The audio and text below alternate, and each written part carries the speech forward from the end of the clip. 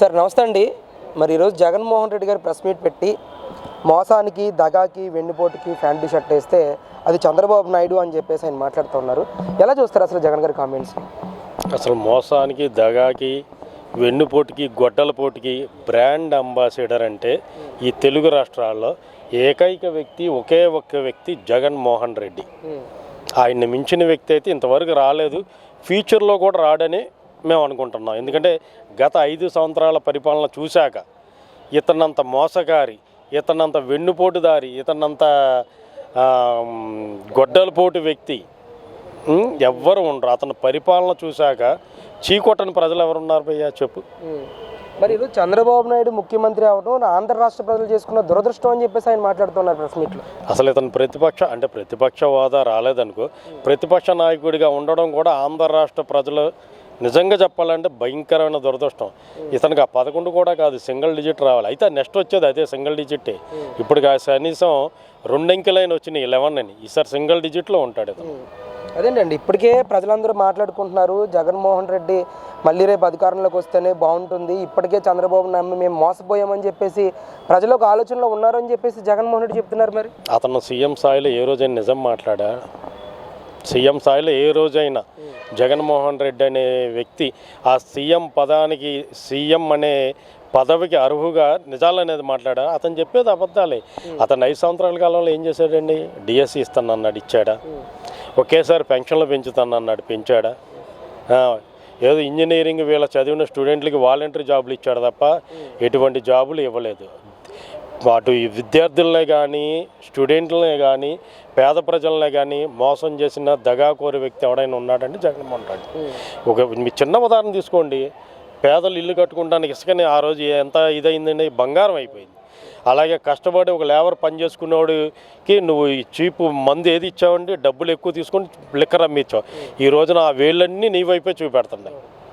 ED ఎంక్వైరీలో నీ పేరే తేలుతుంది. కానీ ఎందుకు పనికిరాని వ్యక్తులు వేల కోట్లు పెట్టి ఒక సామాన్యుడు పేదవాడి సొమ్ముతో జలసాలు చేసి తిరిగారు. వాళ్ళ ఆరోగ్యాలు పాడైపోయినాయి. మరి ఇప్పటికీ కూడా జగన్మోహన్ రెడ్డి గారు చెప్తున్నారు, ఈరోజు ఆంధ్ర రాష్ట్రంలో లభ్యమయ్యే మద్యం 3 బాటిల్, 1 బాటిల్ కల్తీ మద్యం, అది చంద్రబాబు నాయుడు బెనామీలు తయారు చేసి ఈ మార్ట్స్లోని వీటన్నిటిలోని కూడా పంపిణీ చేస్తూ ఉన్నాడని చెప్తా ఉన్నాడు ఆయన. అది నిజమేనండి, కొంత వాస్తవే. ఈ కూటమి గవర్నమెంట్ వచ్చాక ఫస్ట్ సంవత్సరం వరకు కనిపెట్టలేకపోయింది పాపం. అంటే మంచి మద్యమే వస్తుంది అనుకున్నారు వీళ్ళు. కానీ మరి అదేగా మన జోగి రమేష్ దొరికింది. మద్యాన్ని వాళ్ళే తయారు చేసి గవర్నమెంట్లో రిలీజ్ చేయించి మళ్ళీ పలానా చోట తయారవుతుందని చెప్పారు. చివరికి ఆడిమాడికే చుట్టుకుంది. ఆ పని చేశారండి. కానీ ఈ రోజున దాన్ని టైట్ చేశారు. వాస్తవంగా ఫస్ట్లో కొంత వస్తే రావచ్చు, అది చేసింది కూడా వీళ్ళేనండి. అది మరి ఏంటండి, జగన్మోహన్ రెడ్డికి మెడకి చుట్టుకోబోతా ఉంది ఈ లిక్కర్ స్కామ్కి సంబంధించి. వేళ్ళన్నీ కూడా జగన్మోహన్ రెడ్డి వైపే చూపిస్తున్నాయని చెప్పేసి ఈరోజు పెద్ద ఎత్తున వార్తలు హల్చల్ చేస్తూ ఉన్నాయి. ఎంతవరకు ఇందులో వాస్తవం ఉంటుందంటారు? నిజంగానే జగన్ పాత్ర కూడా ఉంటుందంటారా ఇందులో? అసలు తీసుకోండి సార్, దాంట్లో ఒక రెడ్డి అనే వ్యక్తి తప్ప ఏ వ్యక్తి అయినా ఉన్నాడు కింద ఫైనాన్షియల్ దీంట్లో? కంప్లీట్ అన్ని పేర్లు తీసుకోండి, 99% రెడ్డి అన్న పేర్లే ఉన్నాయి.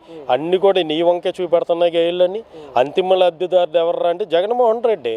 పేద ప్రజల కష్టాన్ని వాళ్ళ హాస్పిటల్ పాలు చేసి, ఆ అనారోగ్యం పాలు చేసి, ఆ డబ్బును కూడబెట్టుకొని నువ్వు వెళ్ళి బెంగళూరు యలహంక ప్యాలెస్లో ఎంజాయ్ చేస్తూ ఉన్నావు. పక్కాగా అతను దాంట్లో ముద్దాయేనండి. అంటే మీరు డిఎస్సి గురించి కూడా మాట్లాడారు. గతంలో జగన్మోహన్ రెడ్డి 6100 డిఎస్సి పోస్టులు తీస్తే కూటమి ప్రభుత్వం అధికారంలోకి వచ్చిన తర్వాత దాన్ని క్యాన్సిల్ చేసి మెగా డిఎస్సి అంటూ కూడా పెద్ద ఎత్తున అక్రమాలకు పాల్పడిందని చెప్పి జగన్మోహన్ రెడ్డి మాట్లాడుతున్నారు ఈరోజు ప్రశ్న. ఏ రోజున అతను డిఎస్సి ఓపెన్ చేసి తీసాడండి? టీచర్ చదువుకున్న వాళ్ళని సినిమా హాల్ దగ్గర, టికెట్ల దగ్గర, వైన్ షాపుల దగ్గర పెట్టాడు. అదే ఆ డిఎస్సి, అదే చదువుకున్న వ్యక్తులకి ఇచ్చే గౌరవం. నువ్వు అసలు ముందు ఇతనికి ప్రవర్తన తెలియాలి కదా సార్. ఇతనికి నాలెడ్జ్, అవగాహన ఉంటేగా. ఏదో బయలు ఎక్కువ కొద్దీ ప్రజలు నమ్మారు, వేశారు, ఒకసారి అవకాశం ఇచ్చారు, దాన్ని తొంగలో దొక్కాడు. కంపెనీలని మొత్తం ఆంధ్ర నుంచి పారిపోయేటట్టు చేసావుగా. ఒక్క పెట్టుబడి అయినా తీసుకొచ్చావు నువ్వు. ఉన్న కంపెనీలో పారిపోయేటట్టు చేసావు. ఇంకా నయం అనంతపురంలో కియా ఫ్యాక్టరీ ఏంటంటే అప్పటికే ఎస్టాబ్లిష్ అయ్యింది కాబట్టి అది పారిపోకుండా ఉంచావు. దానికి అనుబంధంగా ఉన్న ఫ్యాక్టరీలన్నీ పారిపోయినాయిగా. కియాకి అనుబంధంగా ఉన్న 10-12 ఫ్యాక్టరీలు పారిపోయినాయిగా. అది నీ పుణ్యమేగా. అతను ఏంటంటే ఆంధ్ర నాశనానికి వచ్చిన ఒక వ్యక్తి అండి. మరి ఏంటంటే చంద్రబాబు నాయుడు 2 ఏళ్ల పాలన మీద ఇప్పటికే ప్రజలు విసిగిపోయారు. ప్రజలకు చేసిన మోసాన్ని చంద్రబాబు చేసిన మోసం ప్రజలందరూ గమనించారు. దానికి తగ్గట్టుగా రేపు వెన్నుబడికి 2 ఏళ్ళు అని అంటూ కూడా ఒక కార్యక్రమానికి పిలుపునిచ్చారు జగన్మోహన్ రెడ్డి. ఎలా చూస్తారు అసలు? ప్రజలు నిజంగానే వ్యతిరేకత ఉందంటారు? వెన్నుపోటు అంటే అసలు దానికి బ్రాండ్ అంబాసిడర్ నువ్వు. ఏది నీ తల్లికి చెల్లికి వెన్నుపోటు పొడిచావు, బాబాయ్కి ఏమో గొడ్డలు పోటీ వేసావు, ఆంధ్ర ప్రజలను నాశనం చేసావు, స్టేట్ని నాశనం చేసావు. దీనికి బ్రాండ్ అంబాసిడర్ నువ్వే. అసలు ప్రజలు సంతృప్తిగా ఉన్నారండి ఈ పాలన పట్ల? బ్రహ్మాండంగా ఉన్నారండి. ఈవెన్ ఈరోజు మీరు రోడ్లను తీసుకోండి, అభివృద్ధిని తీసుకోండి, ఒక్కసారి అమరావతిలో వెళ్ళండి, అభివృద్ధి ఎలా పరుగులు పెడుతుందో తెలిసింది. ఏ ప్రజలకి ఇబ్బందిగా ఉందండి? అందరూ చాలా బాగున్నారండి. ముందు లా అండ్ ఆర్డర్ అదుపులో ఉంది సార్. ఫస్ట్ ఆఫ్ ఆల్ ఏంటంటే మనం రోడ్డు మీద తిరగాలంటే ఒక ప్రశాంతత ఉండాలి. నీ 5 సంవత్సరాల కాలంలో విద్యార్థులను గంజాయి బానిసలుగా తయారు చేసావు, కాలేజీ స్టూడెంట్లకి బానిసలుగా తయారు చేసావు, విచ్చలవిడిగా రౌడీయిజం, గూండాయిజం, బ్లేడ్ బ్యాచ్ అన్నీ కూడా నీ హయాంలోనే తయారైనాయి. ఈరోజు లా అండ్ ఆర్డర్ చాలా బాగుంది, పర్ఫెక్ట్గా ఉంది.